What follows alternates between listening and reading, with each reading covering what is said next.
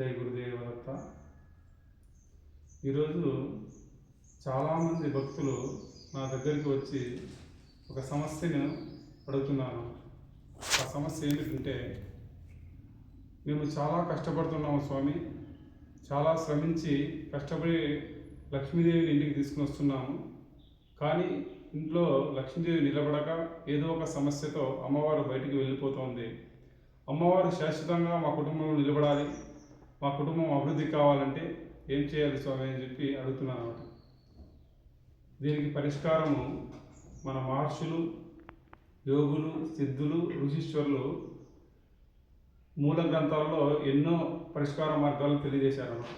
అందులో కొన్ని మీకోసం అన్నమాట. ఇప్పుడు నేను చెప్పినది తూచా తప్పకుండా ఎవరైతే ఆచరణ చేస్తారో వారికి తప్పకుండా లక్ష్మీదేవి అనుగ్రహం ఏర్పడి ఎప్పుడూ కూడా అమ్మవారు ఇంట్లో స్థిరంగా ఉండి వారి కుటుంబాలకి ఆయురారోగ్యాలని అష్టైశ్వర్యాలను ప్రసాదిస్తుంది అన్నమాట. ముఖ్యంగా అమ్మవారు నవనిధులతో కూడి ఉంటుంది, అష్టైశ్వర్యాలతో కూడి ఉంటుంది అన్నమాట.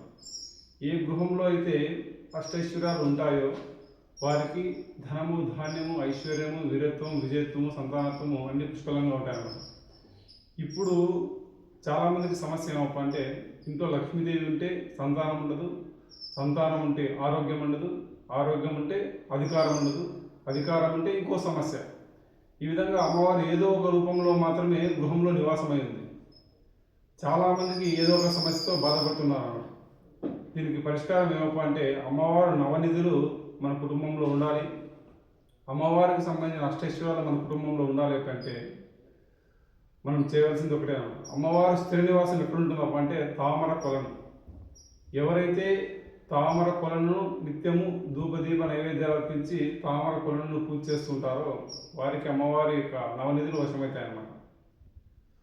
అదేవిధంగా ఎవరైతే తామర ఒత్తిని పత్తితో కలిపి ఆవునేయి దీపాన్ని వెలిగించి ఆ దీపపు వెలుగులో అమ్మవారి యొక్క బీజాక్షరాన్ని ఎవరైతే నిత్యం పఠనం చేస్తూ ఉంటారో వారికి సంపూర్ణమైన అమ్మవారి అనుగ్రహం ఏర్పడుతుంది అన్నమాట. అలాగే అమ్మవారి యొక్క బీజం శ్రీకారం.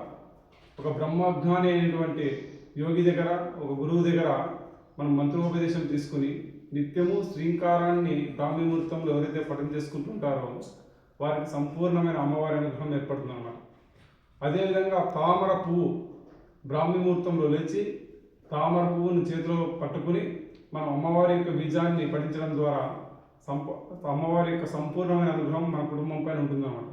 ఈ విధంగా ఎన్నో మన మహర్షులు తెలియజేసినారు. ఇప్పుడు ఏవైతే నేను చెప్పానో అవి ఏ ఒక్కటి మీరు ఆచరణ చేసినప్పటికి కూడా మీ కుటుంబంలో వెలుగు ప్రసారమై మీ కుటుంబానికి నిత్య సుఖము, సంతోషము ఏర్పడి కుటుంబం ఏ లోటు లేకుండా అభివృద్ధి పథంలో ముందుకు పోతుందన్నమాట. జై గురుదేవదత్త.